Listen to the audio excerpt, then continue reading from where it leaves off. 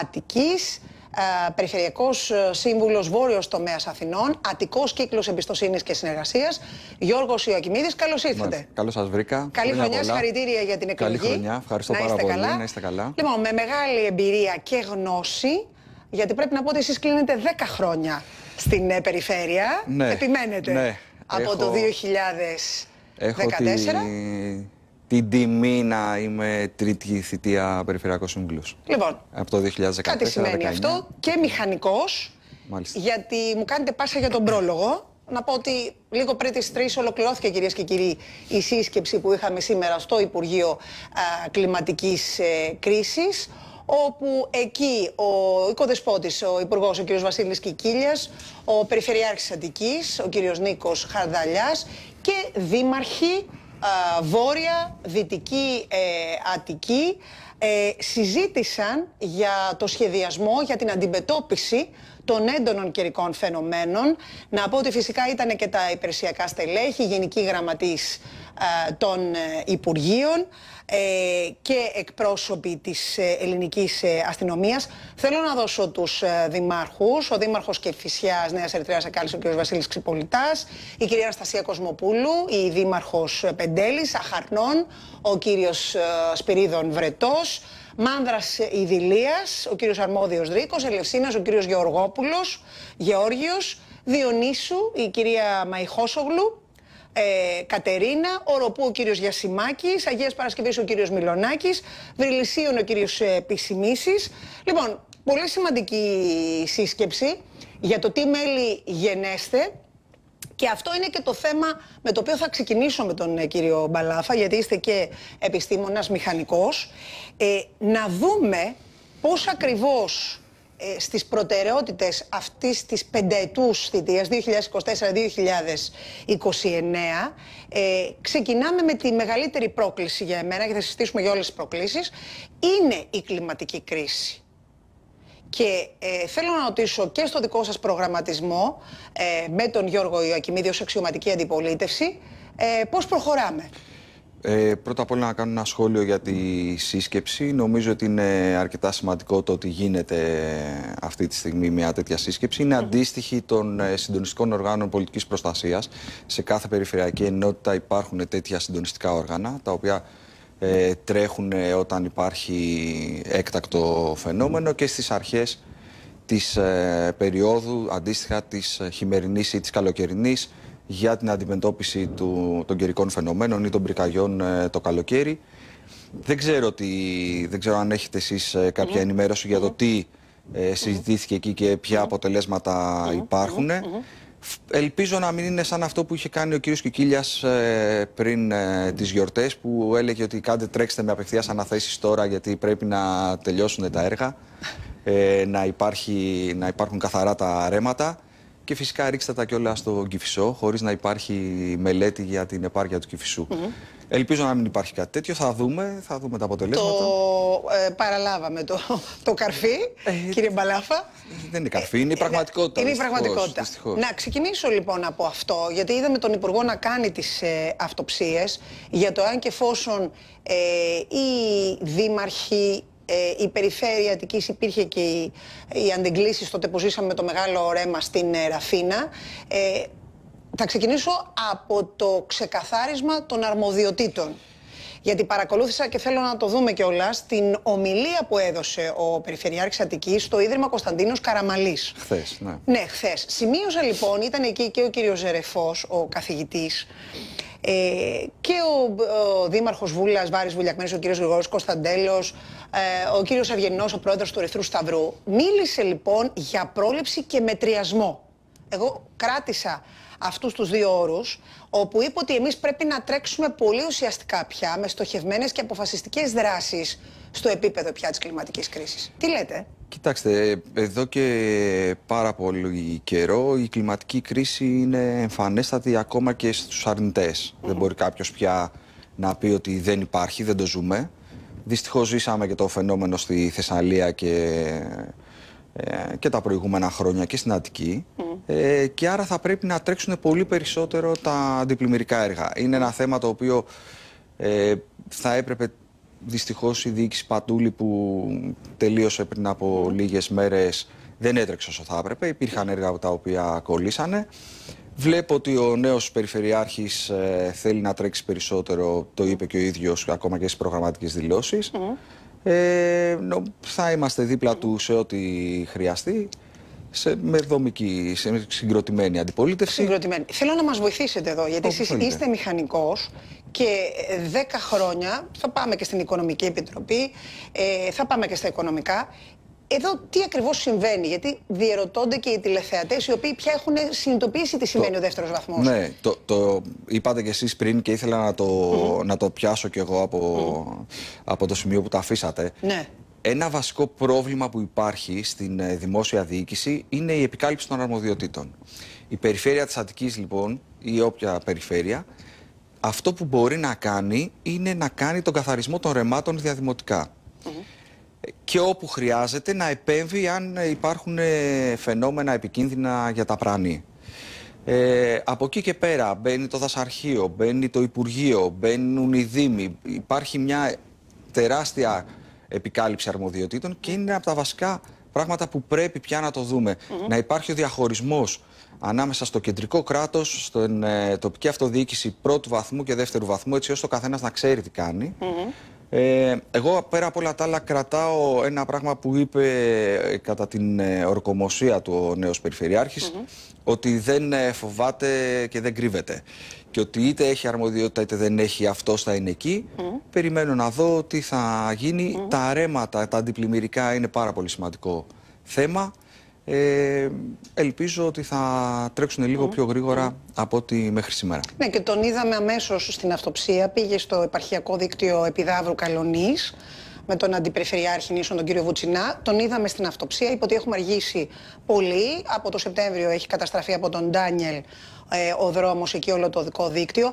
Άρα δίνει ο περιφερειάρχης ένα νέο στίγμα υπό τη λογική ότι θα είμαστε στους δρόμους, ναι, τα προβλήματα θα καταγράφονται αμέσως και οι λύσεις θα δίνονται σε πιο γρήγορο χρόνο. Ναι, αυτά είναι πάρα πολύ ωραία. Από τα λόγια μέχρι την πράξη υπάρχει μια απόσταση. Ελπίζουμε να την καλύψει ο Περιφερειάρχης και φυσικά όλα τα στελέχη, γιατί δεν φτάνει μόνο ο Περιφερειάρχης, πρέπει να είναι και αντιπεριφερειάρχες και όλα τα στελέχη της περιφέρειας. Και εδώ τώρα μου έρχεται στο μυαλό η υποστελέχωση, ας πούμε, της περιφέρειας. Είναι ένα θέμα το οποίο θα έπρεπε να το δει για να μπορέσει να έχει την τεχνική υπηρεσία ή τις οικονομικές υπηρεσίες επαρκώς τελεχωμένες, για να μπορέσουν να τρέξουν τα έργα ακόμα πιο γρήγορα, γιατί υπάρχει και αυτό το γραφειοκρατικό κομμάτι. Πέρα από το να πάμε στο έργο και να το δούμε, καταλαβαίνετε ότι από πίσω υπάρχει όλος αυτός ο μηχανισμός που τρέχει την προκήρυξη, το διαγωνισμό και δεν μπορεί να υποστηρίξει τη δουλειά σας. Κύριε Μπαλαφά, ποιας τάξεως είναι τα κενά? Γιατί τα συζητάγαμε, είναι πολύ μεγάλα. Τα κενά στην περιφέρεια Αττικής, λοιπόν, το οργανόγραμμα δείχνει ένα κενό περίπου 60%. 60%. Ελλείψεις. Θα έπρεπε να υπάρχουν περίπου 1.200 παραπάνω εργαζόμενοι. Αυτή τη στιγμή είναι 2.000, θα έπρεπε να είναι άλλοι 1.200. Καταλαβαίνετε ότι είναι ένας άνθρωπος για να κάνει 3 δουλειές. Δεν είναι εύκολο. Όχι. Κάνουν υπεράνθρωπες προσπάθειες. Έχω ζήσει και τους συναδέλφους, έτσι τους αποκαλώ εγώ τουλάχιστον, στην Οικονομική Επιτροπή, στις τεχνικές υπηρεσίες. Υπερβάλλουν αυτό για να μπορέσουν να τα καταφέρουν και να ανταπεξέλθουν. Πολλές φορές κοιτάνε παραπάνω έργα από ό,τι θα μπορούσαν. Ένα από τα στοιχήματα που θα πρέπει να κερδίσει ο νέος Περιφερειάρχης είναι να ζητήσει και να κερδίσει μεγαλύτερη πρόσληψη προσωπικού στην περιφέρεια Αττικής. Ωραία, λοιπόν, το κρατώ αυτό, μου δίνετε τίτλο. 60% λοιπόν είναι οι ελλείψεις, πάρα πολύ μεγάλο ποσοστό των κενών. Θέλω σε αυτό το σημείο, επειδή συζητάμε για τη σύσκεψη που έγινε από το πρωί σε σχέση με την αντιμετώπιση έντονων καιρικών φαινομένων, γιατί υπάρχει διχογνωμία, η αλήθεια είναι, και στους μετρολόγους. Κάποιοι λένε θα χιονίσει και στην Αθήνα από Παρασκευή Σάββατο, κάποιοι λένε ότι όχι, δεν.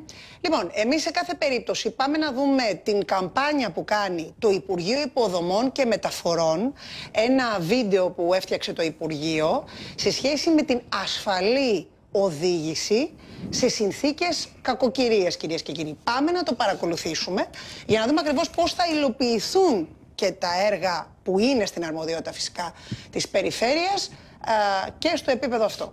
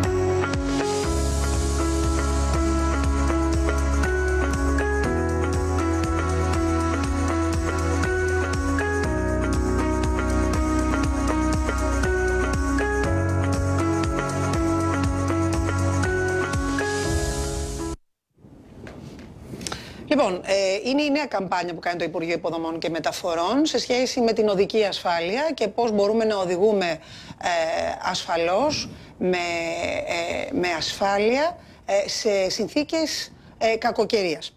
Λοιπόν, το συζητάγαμε και κατά τη διάρκεια του βίντεο. Οι τηλεθεατές και οι κάτοικοι του Λεκανοπεδίου Αττικής ρωτούν, μα τελικά αυτά όλα τα έργα που ακούμε σε κάθε διοίκηση, εδώ τώρα είναι και μία πενταετής θητεία, είναι μεγάλη θητεία, 2024-2029. Γιατί καθυστερούν? Είναι το κομμάτι της γραφειοκρατίας, είναι η αργοπορία της κατάθεσης των μελετών? Το ρωτώ γιατί εσείς είστε και μηχανικός και το ξέρετε και εκ των έσω. Είναι το ελεγκτικό συνέδριο, οι δικαστές που σας καθυστερούν για να ελέγξουν φυσικά τώρα εδώ τι γίνεται και με τη διαφάνεια, γιατί είναι πολλά τα εκατομμύρια, είναι πάρα πολλά τα χρήματα. Τι λέτε? Είναι ένας συνδυασμός όλων αυτών. Τα πάντα όμως ξεκινούν από την νοοτροπία και τη θέληση που έχει μια διοίκηση, κατά τη γνώμη μου. Γιατί εάν μια μελέτη, ας πούμε, κολλάει σε ένα στάδιο, π.χ. κολλάει στην αποκεντρωμένη, θα πρέπει η διοίκηση της Περιφέρειας Αττικής να πιέζει την αποκεντρωμένη, έτσι ώστε να τρέχει πιο γρήγορα το έργο και να παίρνει πιο γρήγορα απόφαση. Δεν μπορεί, ας πούμε, να είναι μια μελέτη για περιβαλλοντικές επιπτώσεις, ξέρω εγώ, στην αποκεντρωμένη διοίκηση πάνω από 6 μήνες. Δεν είναι λογικό, καταλαβαίνετε. Προφανώς υπάρχει και μια προηγούμενη διαδικασία, η οποία καθυστερεί και γι' αυτό θα πρέπει, λέω, η νοοτροπία μιας διοίκησης να είναι λίγο διαφορετική, έτσι ώστε να καταφέρει να τρέξει πιο γρήγορα τα έργα. Δηλαδή, συζητάμε τώρα και βλέπουμε για το πώς θα οδηγούμε με ασφάλεια στους δρόμους με κακοκαιρία. Το αλάτι, ας πούμε, θα πρέπει να προμηθεύεται πολύ νωρίτερα και να υπολογίζουμε ότι θα μας πάρει, ξέρω εγώ, 9 μήνες και θα πρέπει να τρέξουν οι διαδικασίες κανονικά και να μην ξεκινάμε τον Οκτώβρη, ξέρω εγώ, να πάρουμε το αλάτι, για να δούμε τι θα γίνει και στο τέλος να μην έχουμε αλάτι για να ρίξουμε στους δρόμους όταν υπάρχει αυτή η κακοκαιρία. Και να ζούμε αυτά που ζούμε. Θα σας πάω στο κομμάτι των έργων, του σχεδιασμού που έχετε εσείς ως παράταξη περιφερειακή. Εσείς έχετε πλέον εκλεγεί και μέλος της Περιφερειακής Επιτροπής Αττικής. Στο κομμάτι λοιπόν του δικού σας προγραμματισμού θα έχουμε την ευκαιρία να είναι εκ νέου εδώ ο κ. Ιακημίδης και να δούμε να παρουσιάσει τις προγραμματικές δηλώσεις, έτσι όπως τις ξέρουμε, στο Κοινοβούλιο. Να δούμε λοιπόν, πάμε στο κομμάτι της πρόληψης. Είναι ο κεντρικός σχεδιασμός σας? Δεν είναι μόνο αυτό. Θα πρέπει να υπάρχει ένα πλέγμα ενεργειών για την αντιμετώπιση της κλιματικής κρίσης. Να τις δούμε αυτές. Εμείς, όπως καταλαβαίνετε, ως αξιωματική αντιπολίτευση, αυτό που μπορούμε να κάνουμε είναι να προτείνουμε, να ελέγχουμε και να βοηθάμε όπου κρίνουμε σωστό την διοίκηση. Η διοίκηση είναι αυτή που τρέχει τα έργα. Από εκεί και πέρα εμείς είχαμε δηλώσει και κατά τη διάρκεια της προεκλογικής περίοδου ότι θεωρούμε πάρα πολύ σημαντικό, ας πούμε, το να μπορέσει η Περιφέρεια Αττικής να φτιάξει πάλι τα οικονομικά της, ή θα πρέπει η Περιφέρεια Αττικής να προσλάβει περισσότερο προσωπικό, όπως σας είπα πριν. Να φτιάξει τα οικονομικά της. Τα οικονομικά της Περιφέρειας Αττικής υπάρχει έλλειμμα. Ναι, υπάρχει έλλειμμα. Γιατί αν πρέπει να πληρωθούν τα έργα σήμερα, είναι τέτοια τα ταμιακά διαθέσιμα και τέτοια εισρωή η χρηματοοικονομική, η οποία δεν καλύπτει τα έργα που πρέπει να πληρωθούν. Αυτό που βοηθάει αυτή τη στιγμή είναι ότι δεν πληρώνονται τα έργα όλα αμέσως, αλλά καταλαβαίνετε, έρχεται ένας λογαριασμός σήμερα, ένας λογαριασμός από ένα άλλο έργο μετά από 2 μήνες. Μάλιστα. Και έτσι χρονολογημένα μπορούμε να κινηθούμε. Ναι. Αυτό είναι για μας πάρα πολύ σημαντικό, η σωστή χρηματοοικονομική επάρκεια και λειτουργία της περιφέρειας Αττικής. Εκεί θα πιέσουμε δηλαδή περισσότερο την νέα διοίκηση. Το έλλειμμα, κύριε Μπαλάφα, εγώ να επιμείνω δημοσιογραφικά, επειδή και ως μέλος της Οικονομικής Επιτροπής έχετε γνώση, είναι στην τάξη των 70 εκατομμυρίων και άνω. Είναι πάνω από 100 εκατομμύρια. Είναι πάνω από 100 εκατομμύρια το έλλειμμα. Μάλιστα. Το έλλειμμα. Αυτή τη στιγμή αυτό που συζητήσαμε και πριν, την πρόληψη στα αντιπλημμυρικά έργα, στα έργα ομβρίων, στο ότι πρέπει να τρέξουν γρηγορότερα οι διαδικασίες για τα τεχνικά έργα. Εμείς βάζουμε ένα πολύ σημαντικό ζήτημα, ότι θα πρέπει να είναι καθαρό πόσα χρήματα παίρνει κάθε δήμος. Δηλαδή θα πρέπει να υπάρχει μια αναλογικότητα ανάλογα με το πόσο κόσμο έχει, ποιες είναι οι ανάγκες και όλα αυτά. Βέβαια. Έτσι ώστε να ξεφύγουμε από τη λογική που υπάρχει και το ξέρουμε όλοι ως κοινό μυστικό, αλλά δεν το λέμε, χρηματοδοτήσεις δημάρχων οι οποίοι είναι δικοί μας, μπλε, πράσινη, κόκκινη και τέτοια. Θα πρέπει να υπάρχει μια μεγαλύτερη διαφάνεια, θέλω να χρησιμοποιήσω αυτή τη λέξη σε αυτό. Αυτά είναι τα σημαντικά τα οποία θα... Ωραία. Το κρατώ, αυτό είναι σημαντικό. Άρα λέτε, βάση του πληθυσμού, για παράδειγμα, είμαι στο Περιστέρι και είμαι ο Ανδρέας Παχατουρίδης. 300.000 και άνω οι κάτοικοι, άρα ένα χαρακτηριστικό παράδειγμα, ας πούμε, που δεν ήταν και αριστερός δήμαρχος. Ο Δήμος Αθηναίων είχε πάρα πολύ μικρή χρηματοδότηση, είχε κάπου στα 3-4 εκατομμύρια. Ο Κώστας ο Μπακογιάννης, ο απερχόμενος. Δεν ήταν λογικό για το Δήμο της Αθήνας να έχει τόσο μικρή χρηματοδότηση. Θα πρέπει λοιπόν να υπάρχει μια τέτοια... Ας κάτσουμε όλοι μαζί να δούμε έναν αλγόριθμο ο οποίος θα βάζει μέσα τις ανάγκες, τον πληθυσμό και το τι χρειάζεται, γιατί είναι διαφορετικό να χρειάζεται μια πλατεία και διαφορετικό να χρειάζεται ένα αντιπλημμυρικό, ας πούμε, το καταλαβαίνετε κι εσείς. Να ρωτήσω, στο κομμάτι της ανθεκτικότητας, γιατί τα έχουμε κουβεντιάσει και μαζί, ουσιαστικά είναι 5,5 εκατομμύρια, το έχουμε επαναλάβει, είναι πάνω από τη μισή Ελλάδα στην Αττική και ρωτούν πολλοί εάν και εφόσον αντέχει η Αττική ή ποια έργα πρέπει να γίνουν για να συμβάλλουν στην ανθεκτικότητα, στην ασφαλή, ανθρώπινη, βιώσιμη, που δεν είναι μόνο λόγια, τελικά είναι και ουσία, Αττική, ώστε οι 66 δήμοι που έχουν πάρει στις πλάτες τους 5,5 εκατομμύρια συμπολίτες μας να μπορούν να διαχειριστούν και να φτιάξουν μία πόλη στις 66 γειτονιές που λέει ο Νίκος Χαρδαλιάς, έτσι όπως πρέπει να είναι, βαδίζουμε για το 2030. Σε συνδυασμό και με αυτό που ξεκινήσαμε, την κλιματική κρίση και το πόσο προβληματική θα είναι η κατάσταση όλα αυτά τα χρόνια, βλέπετε ότι συνεχώς αυξάνονται τα φαινόμενα που θα κληθούμε και ήδη τρέχουμε να αντιμετωπίσουμε. Νομίζω ότι είναι πάρα πολύ σημαντικό να γίνει μια μελέτη ολιστική στον τρόπο με τον οποίο θα αντιμετωπίσουμε όλο το πρόβλημα της Αττικής. Κατά τη γνώμη μου, φαινόμενα όπως αυτά της Θεσσαλίας δεν ξέρω αν θα μπορέσουμε να τα αντιμετωπίσουμε. Δεν είστε αισιόδοξος? Είμαι αισιόδοξος από τη φύση μου, ελπίζω ότι θα μπορέσουμε, αλλά δεν είμαι σίγουρος. Δηλαδή αυτή τη στιγμή ο Κηφισός είναι ήδη κορεσμένος. Γι' αυτό και λέμε ότι είναι λάθος αυτό που είπε την προηγούμενη φορά ο κ. Κιλιάς, δεν ξέρω αν το έχει πει και σήμερα, όπως σας είπα πριν, να ρίχνουμε τα πάντα στον Κηφισό. Θα δημιουργηθεί τεράστιο πλημμυρικό φαινόμενο στον Κηφισό. Ο Κηφισός είναι από τα βασικά προβλήματα της Αττικής. Πρέπει να γίνει μια νέα μελέτη, να δούμε κομμάτια ανάσχεσης πιο πάνω, δηλαδή πριν φτάσουμε στον Κηφισό, έτσι ώστε να υπάρχει κάτι που να μπορεί να συγκρατεί το πλημμυρικό φαινόμενο. Και σίγουρα πρέπει να δούμε τα αντιπλημμυρικά έργα που κάνουν οι 66 δήμοι, που θα πέφτουν αυτά τα νερά. Γιατί λέμε τώρα θα κάνουν ένα αντιπλημμυρικό, πρέπει ο κόσμος να καταλάβει ότι κάνουμε σε ένα δρόμο τις Χάρες, που βλέπετε στο πλάι του δρόμου, πέφτουν τα νερά εκεί, πηγαίνουν σε έναν αγωγό. Αυτός ο αγωγός όμως κάπου πρέπει να πάει. Αυτός ο αγωγός συνήθως πέφτει σε ένα ρέμα.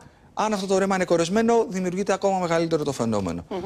Άρα θα πρέπει και οι 66 δήμοι και η περιφερειατική, ίσως μητροπολιτική περιφέρεια, να καθίσει κάτω, με συνεργασία προφανώς και με την κεντρική διοίκηση, έτσι ώστε να δούμε τα επόμενα χρόνια τι έργα πρέπει να γίνουν για να αντιμετωπίσουμε τα φαινόμενα που μπορεί να συναντήσουμε μπροστά μας. Ωραία. Κλείνοντας, εγώ να δώσω δύο ειδήσεις. Να πούμε ότι δίνονται από το Υπουργείο Εσωτερικών, κυρίες και κύριοι, 75 εκατομμύρια ευρώ στις περιφέρειες της χώρας για τις ανάγκες της μισθοδοσίας, κωδικός κεντρική αυτοτελής πόρη. Υπάρχει λοιπόν το κονδύλι αυτό των 75 εκατομμυρίων για τις μισθοδοσίες τώρα, Φεβρουαρίου, Μαρτίου, Απριλίου 2024, για το προσωπικό, για τους εργαζόμενους στις περιφέρειες, στον δεύτερο βαθμό αυτοδιοίκησης. Κλείνοντας, Μητροπολιτική Αττική, τεχνολογία, θέλω να σας ρωτήσω για αυτά, ακούμε για drone, τεχνητή νοημοσύνη, και ο κύριος Πατούλης είπε ότι εμείς καθαρίζουμε πλέον τα ρέματα με drone. Δεν υπάρχει μόνο ιστορία του 112 όπως γνωρίζουμε. Έχει προχωρήσει, μπαίνει και η τεχνητή νοημοσύνη και θέλω να δούμε αν μπορεί, με αυτό να κλείσουμε, η Μητροπολιτική Αττική, σε αυτό το νέο μοντέλο, το μητροπολιτικό, μπορεί η επιστήμη και η τεχνητή νοημοσύνη να συμβάλλουν σε αυτή την ανεξαρτησίας, μου επιτραπεί η έκφραση, της περιφέρειας Αττικής. Δεν μπορεί, απαιτείται. Δηλαδή, απαιτείται. Πρέπει να γίνει οπωσδήποτε. Ζούμε πια στην τέταρτη βιομηχανική επανάσταση, πρέπει να το καταλάβουμε. Η τεχνητή νοημοσύνη τα επόμενα χρόνια θα είναι βασικός πυλώνας σε πάρα πολλά πράγματα. Η περιφέρεια Αττικής οφείλει να το δει και αυτό.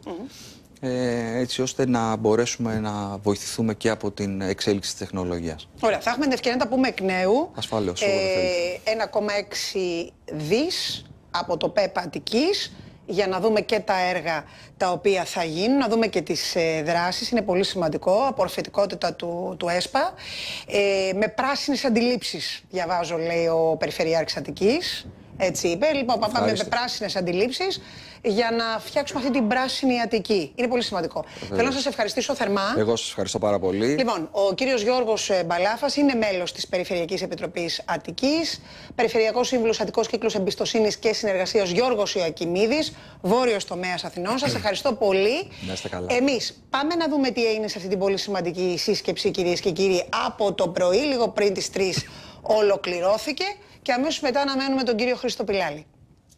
Ευρεία σύσκεψη υπό τον αρμόδιο Υπουργό Βασίλη Κικίλια πραγματοποιήθηκε το πρωί στο Υπουργείο Πολιτικής Προστασίας και Κλιματικής Κρίσης, με τη συμμετοχή εκπροσώπων της αυτοδιοίκησης και των εμπλεκομένων φορέων και υπηρεσιών. Αντικείμενο της σύσκεψης ήταν ο συντονισμός και η ετοιμότητα όλων των εμπλεκομένων φορέων για την αντιμετώπιση των επιπτώσεων από ενδεχόμενα ακραία καιρικά φαινόμενα στο λεκανοπέδιο, στο πλαίσιο